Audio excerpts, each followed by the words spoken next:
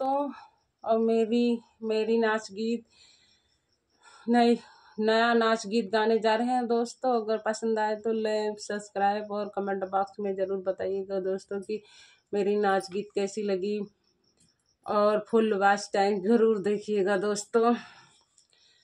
जमुनी कै जाकोर जमुनी कै जाकोर जा जा मारे जमुनी कै जाकोर जमुनी कै जाकोर जमुनी कै मारे राजा मुड़वा कै पीर ससुर नहीं जाने, मुड़वा कै पीर ससुर नहीं जाने। खड़े दुलिया कै राजा जाकोर जमुनी के जाकोर जमुनी के न मारे जाकोर जमुनी के। अखिया कै पीरा जियठ नहीं जाने, अखिया के पीर जियठ नहीं जाने।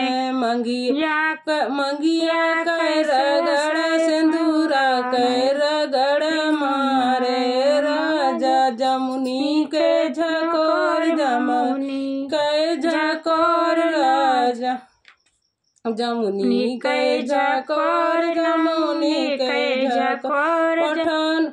ओठ कै पीर देवर नहीं जाने, ओठ कै पीर देवर नहीं जाने। खड़े ललिया कै मारे जाकोर जमुनी कै जाकोर जमुनी कै। हथवा कै पीर बलम नहीं जाने, हथवा कै पीर बलम नहीं जाने। खड़े कंगनवा कै मारे, खड़े कंगनवा कै मारे राजा जमुनी कै जाकोर राजा कै जाकोर राजा।